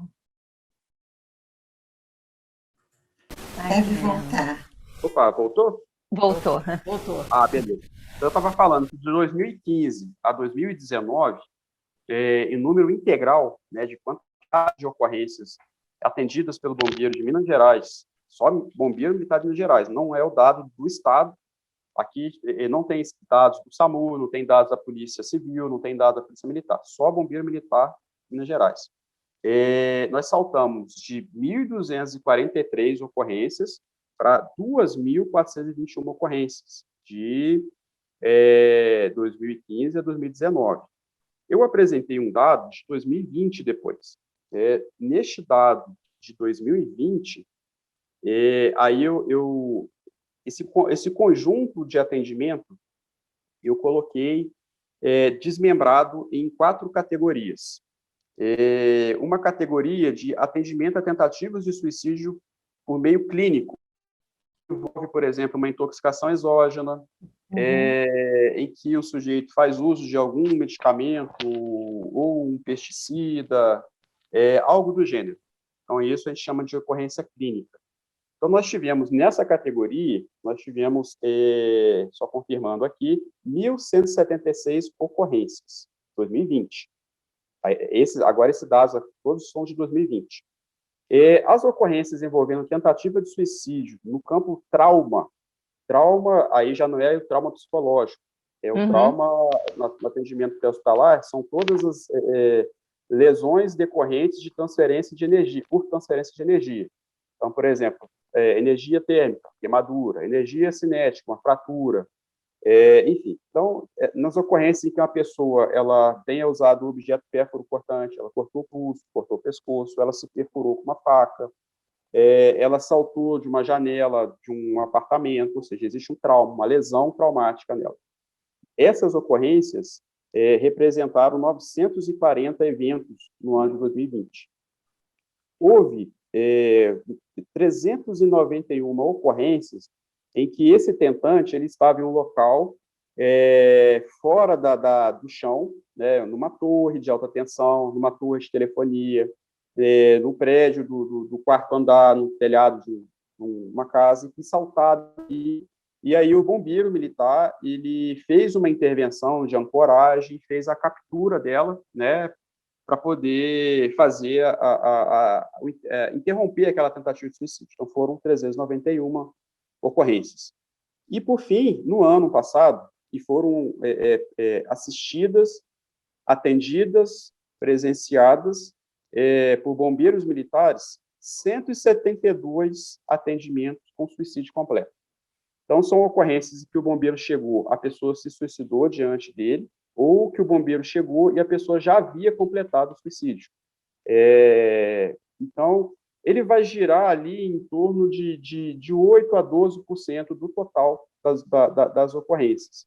Lembrando que existem ocorrências, por exemplo, Fátima, de afogamento, busca de cadáver, que tivemos a informação de que a pessoa teria pulado do rio por tentativa de suicídio. E aí, 3, 4, 5 dias depois, encontramos o corpo. Nas estatísticas, ela entra como busca de cadáver e não suicídio. Outro exemplo, uma pessoa que pega um veículo e joga o carro na frente de uma carreta. E acontece bastante aqui Varginha é cortado pela BR-381. Nós temos a rodovia aqui. Houve um caso até no ano passado de 2 irmãos que, pelo WhatsApp, eles combinaram de suicidar. E aí, eles moravam em bairros distintos, entraram na rodovia e jogaram o carro um na frente do outro. Os 2 morreram. E aí foi encontrado, né? A família encontrou o celular, abriu e viu a conversa. Então, assim, informalmente, sabíamos que se tratava de um suicídio, né? Um duplo suicídio. Mas, estatisticamente, entrou para a gente como um acidente de trânsito. Então, todos esses dados são dados subnotificados. É claro que nós não podemos, em hipótese alguma, presumir. Eu acho que foi suicídio. Nós não temos essa legalidade em fazer isso. A gente registra o que cabe a nós registrarmos ali. Talvez um ponto que você quisesse perguntar também, não sei se foi isso também, se eu entendi errado, mas se houve diferença, né, em relação à pandemia. né, em relação aos Sim. anos anteriores. É porque, na verdade, a gente não pode comparar os anos anteriores, uma vez que não houve a pandemia, né? Mas a gente tem, pela sua experiência, pela brilhante apresentação aí que eu estou vendo, que eu não conhecia a realidade dos bombeiros de Minas Gerais, eu queria ter essa explicação que você me deu, é isso mesmo, a intenção é essa, eu vou buscar ainda essa informação no Brasil, porque as subnotificações, os registros como outra coisa, não o suicídio, como você estava falando, isso é comum em qualquer estado, né? Mas nos deixa curiosa num momento tão crítico, né? Tão delicado, não por curiosidade somente, mas para que a gente possa fazer uma prevenção, né? E ter um cuidado maior com essas pessoas. Mas a intenção foi essa mesmo. Obrigada, Fátima.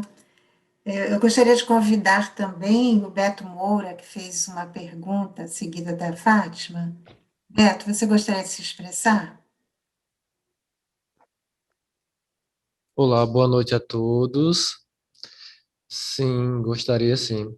Riquelme, sobre a abordagem que vocês fazem às pessoas que estão em tentativas de suicídio, essa abordagem, ela é uma abordagem humanizada ou ela é aquela abordagem que a gente é conhecida antigamente como aquela abordagem de,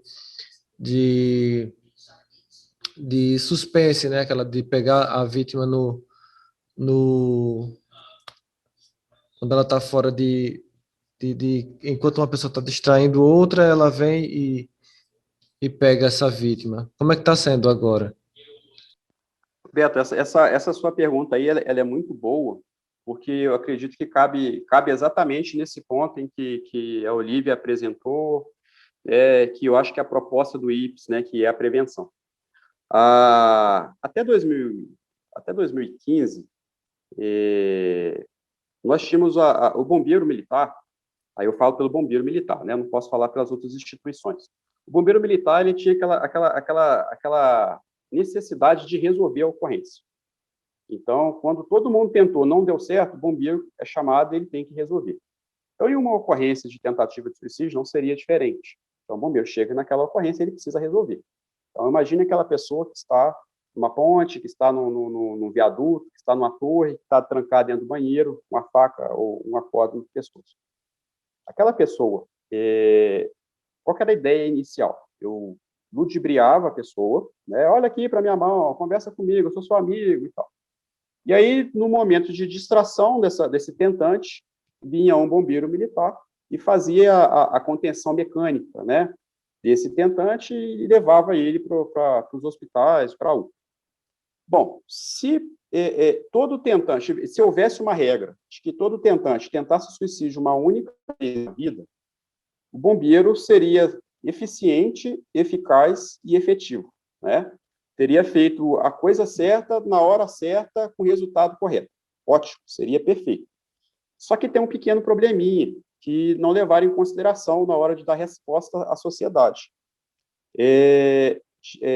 O tentante, ele tem de 30 a 70% de chance, 30 a 70% de reincidência na tentativa de suicídio, variando da condição psiquiátrica dele, né, daquelas vulnerabilidades biológicas, psíquicas e sociais. De acordo com o boletim epidemiológico do Ministério da Saúde, aí já não lembro se é de 2017 ou 2019, essa taxa de reincidência, ela gira em torno de 30% aqui no Brasil. No Brasil, ela é de 30%, números globais, né? Ela é 31% para as mulheres e 28% para os homens, algo assim. Vamos botar 30%. E aí isso se torna um problema. Por quê? Imagine aquela pessoa que tem essas vulnerabilidades biológicas, psíquicas e sociais tentando suicídio. Aí a pessoa, é o pior dia da vida dela, que é o dia que ela tomou a decisão de morrer, que nada vai dar certo, né? Ninguém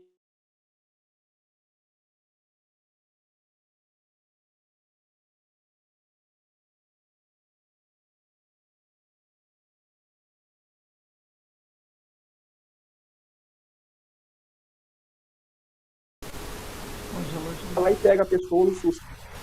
Aí, o que passou pela cabeça dela? Que, naquele momento, a única pessoa que poderia ajudá-la também mentiu para ela. Então, isso daí pode vir a funcionar como um evento estressor. Aí não vou falar de evento traumático, mas é evento estressor para esse tentante. E aí, eu não sei, Beto, se você estava aqui no início, eu estava conversando com a Wanda e com a Miri, sobre a abordagem técnica. Existem 2 tipos de tentativa de suicídio: a tentativa abortada e a tentativa interrompida. Em ambos os casos, inicialmente, o tentante ele tem uma alta energia motivacional para o suicídio. Ele tem um foco atencional para o suicídio. Quando você usa da abordagem técnica, a abordagem técnica ela busca trabalhar a comunicação dissuasiva. Eu utilizar algumas ferramentas de comunicação para fazer com que aquele tentante tenha insights e ele chegar por si só na conclusão de que não é legal suicidar. E aí ele desiste. Isso é a tentativa abortada. Ele abortou a tentativa dele, por conta dele. A gente simplesmente deu o caminho para ele fazer isso. Quando isso acontece, na abordagem, na tentativa abortada, essa energia motivacional para o suicídio reduz.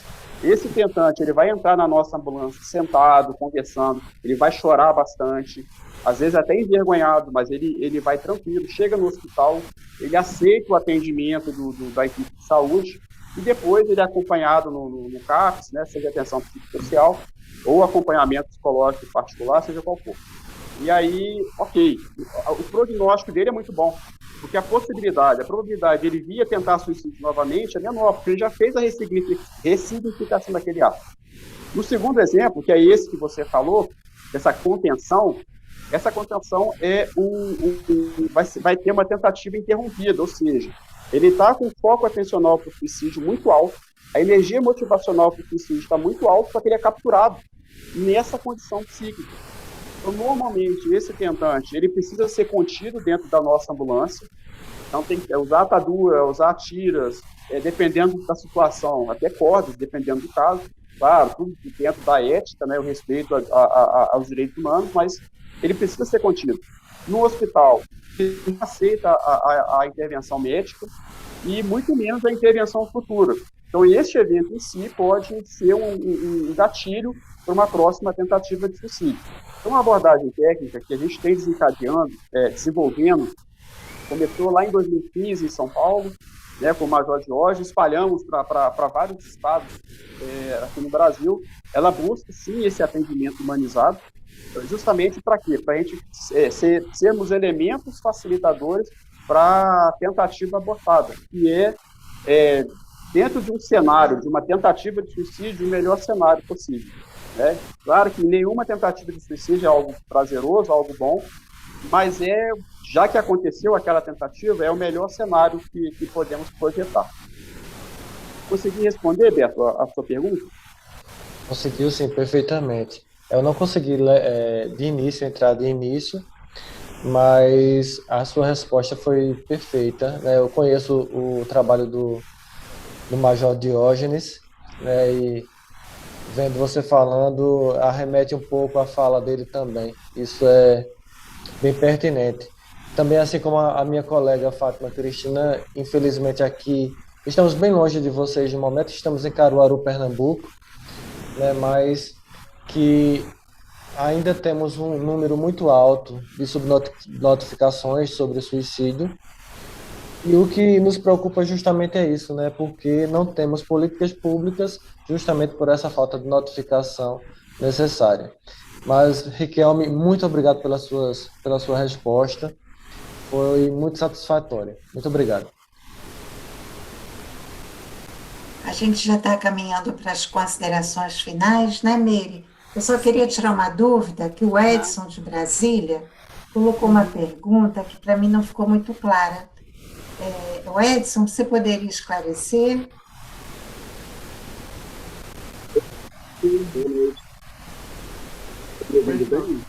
Pois não. Aumenta só mais um pouquinho.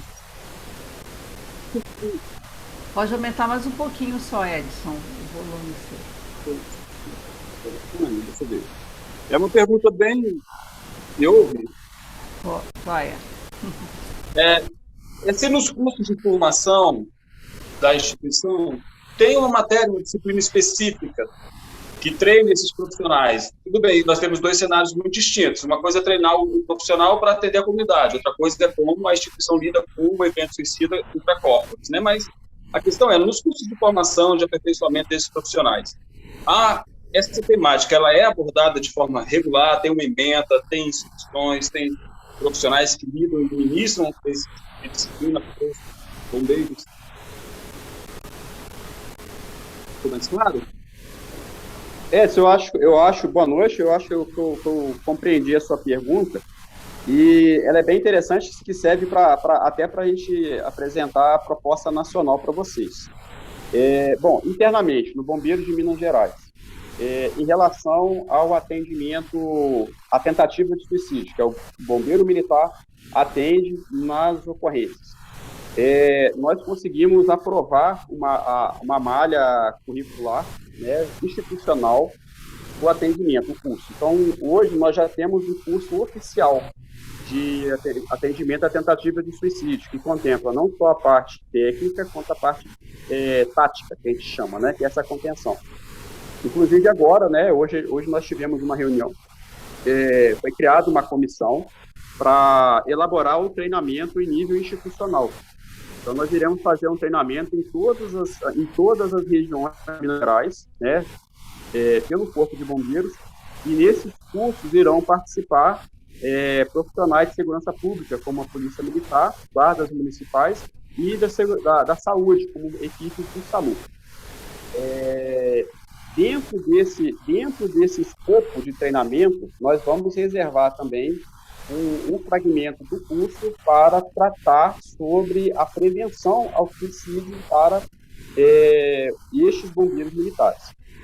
Com relação à pós-venção, esse programa que foi proposto, ele já está em estudo para implantação institucional, ou seja, especificamente para quem presencia o suicídio, né, teremos essa ação.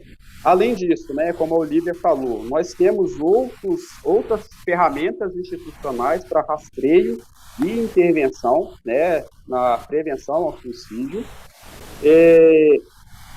Institucionalmente também, né, agora, nos cursos de formação, tanto de soldado quanto o de oficiais, está sendo acrescentado essa disciplina. Então, por exemplo, a partir daqui a 2 semanas, nós estamos com um curso de formação de oficiais. Daqui a 2 semanas, nós iremos iniciar a disciplina de atendimento à tentativa de suicídio. Eu vou estar como instrutor nessa turma, apresentando essa técnica. Em nível nacional, nós estivemos, falei também no início, há 2 semanas, com um encontro da Comissão Nacional de Atendimento à Tentativa de Suicídio com a Senasp. A ideia é que a Senasp encabece, né, esse curso de atendimento à tentativa de suicídio, que vai ser o atendimento técnico, né, abordagem técnica à tentativa de suicídio, tal como foi apresentado esse caderno de prevenção e tratamento do estresse pós-traumático, que é um caderno do Senasp. A gente vai montar algo semelhante, né, de atendimento à tentativa de suicídio.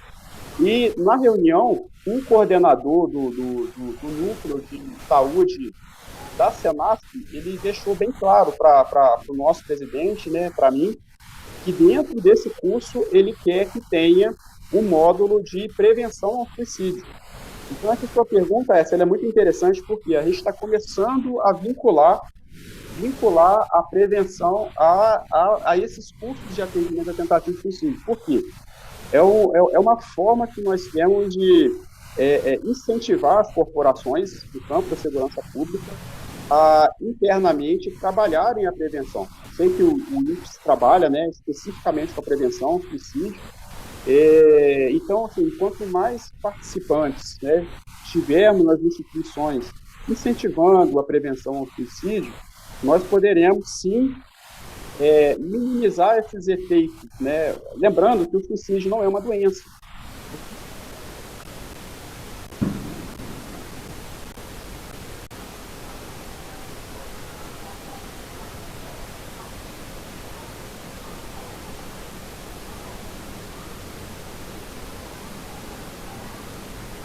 eles somente tentam suicídio, 30% tem um transtorno. Ou seja, o suicídio ele é um comportamento de esquiva.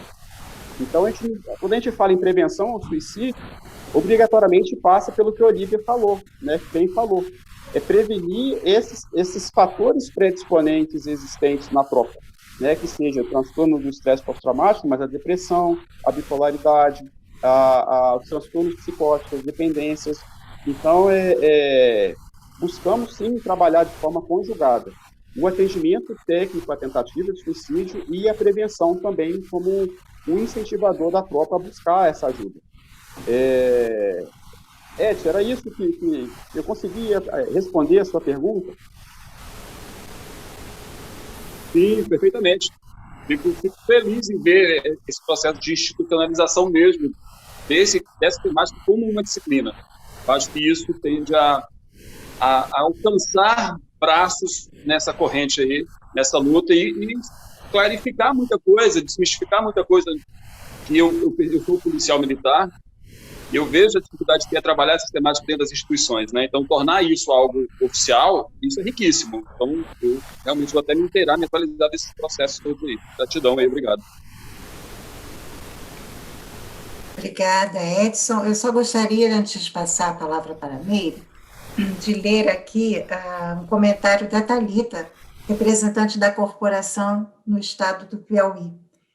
Ela precisou sair, mas deixou os parabéns aos palestrantes e programas importantes no cuidado a esses agentes, né, que ela considerou de alta importância, e o que ela registrou foi que certamente iremos levar o que ouvimos aqui para a discussão no grupo de prevenção da CESAP, que atua com membros da Polícia Militar e Bombeiro Militar aqui do estado do Piauí. Então, muito importante, e agora eu gostaria de passar a palavra para a Meire. Obrigada, Wanda. Agradeço também a todos os participantes. Aqui no chat também nós temos vários agradecimentos, né?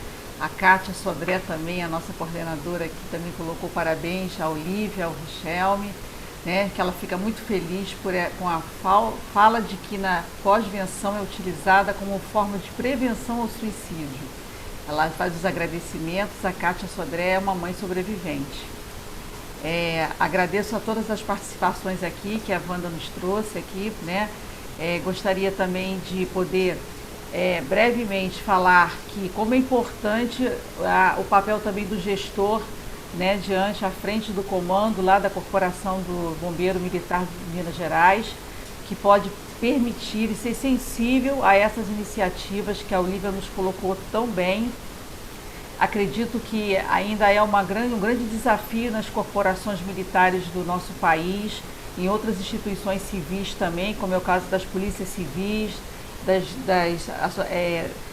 dos departamentos de ações socioeducativas, das administrações penitenciárias, de poderem terem nas suas instituições a institucionalização de programas de saúde ocupacional e, quiçá, aí de pós-venção ao suicídio, né? Então, assim, vocês estão de parabéns por estarem à frente de serviços de notória responsabilidade e de excelência também nessa condução do acompanhamento aí dos militares no que diz respeito à saúde mental. Eu faço essas considerações finais, passo para vocês fazer uma breve consideração final também e depois eu passo para a Deise Miranda. Pois não, Olivia?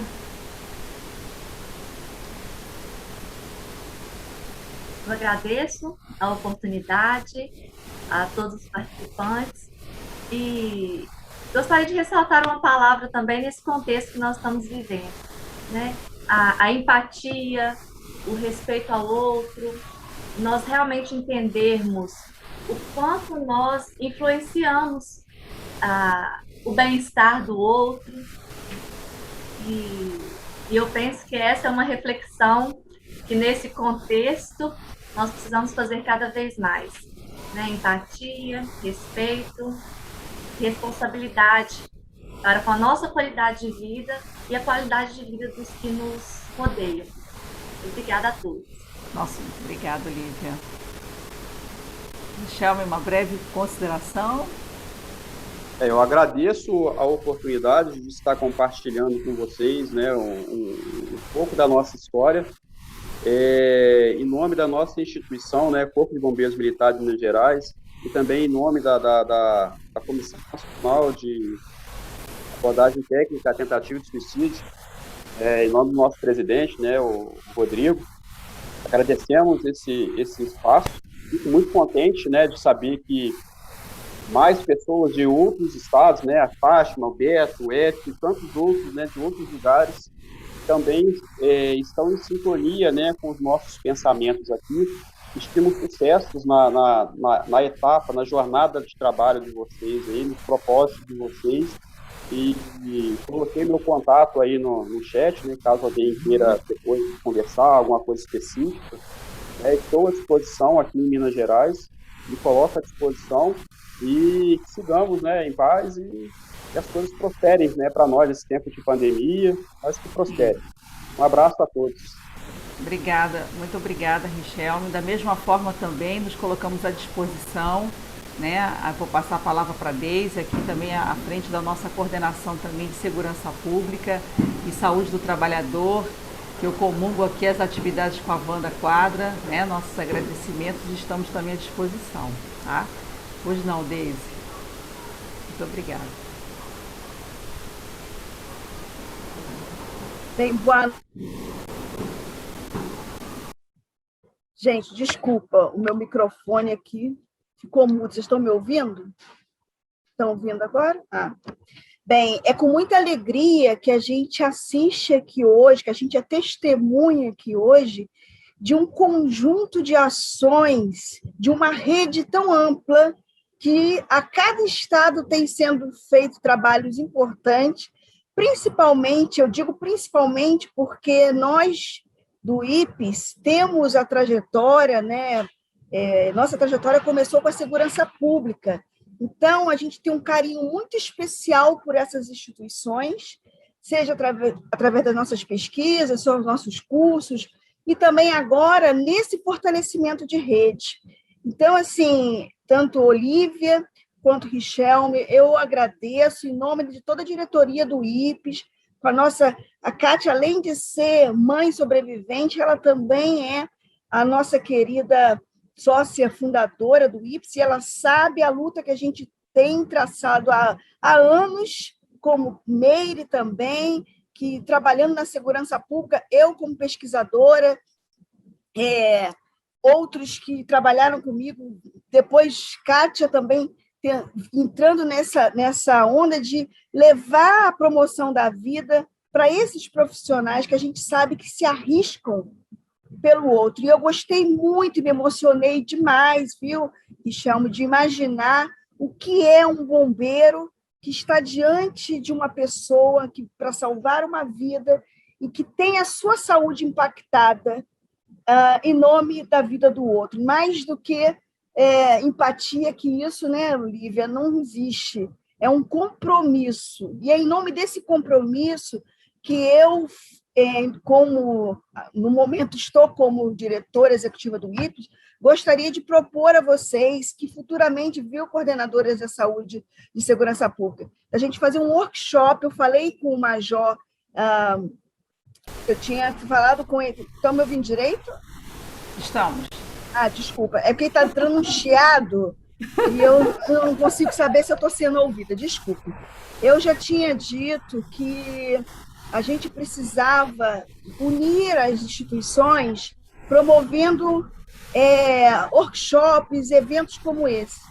E falando com o Diógenes, Major Diógenes, né, eu disse a ele, vamos fazer um workshop com essa temática e agora trazendo a pós-venção também, porque eu acho que eu não tinha visto o lado do agente, do corpo de bombeiro, que se dispõe, mas se torna impactado, né?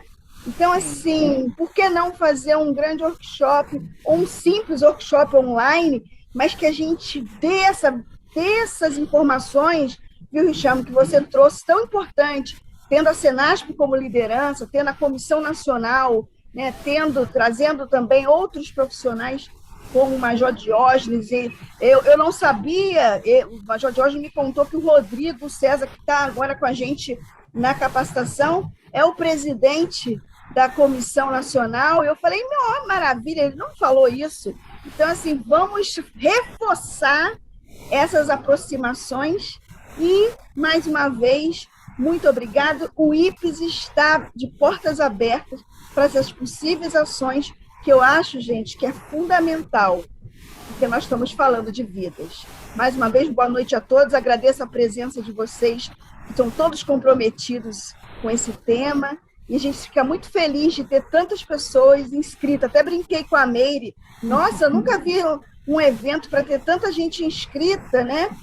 Mas é por conta da importância e da necessidade de informação, Michel e Olívia, porque a gente tem ideia dos números, a gente sabe que é alto, a mídia valoriza isso, morreu tantos policiais, morreu isso, morreu aquilo, mas agora eu quero saber o que nós vamos oferecer para prevenir e para cuidar daquele que já foi impactado. Muito obrigada. E parabéns a você, Olívia, a você, Richelme, e a todos aqui presentes que se coloca à disposição de trabalhar pela prevenção e a pós-venção. Obrigada, desculpe falar tanto. Imagina. Mas é emoção que é muito grande. Estamos sentindo aqui. Muito Emocionada. obrigada, David. Obrigada a todos aí. Nossos agradecimentos. Vamos ativar nossos microfones para aplaudir nossos palestrantes? Vamos, claro. Sim. Vamos. Quem quiser pode mostrar também a foto. Parabéns. Nossos agradecimentos. Muito obrigada a todos aí que participaram conosco desse evento. Que venham outros. Muito obrigada. Boa noite. Boa noite. E dei notícias do andamento lá na Senasp, como é que vai ser esse trabalho, Richelme, para a gente poder acompanhar também, tá? E a Boa noite, Olívia. lá no Corpo de Bombeiros também. Muito obrigada por tudo. Obrigada. Muito obrigada. Obrigada. Boa noite. Boa noite.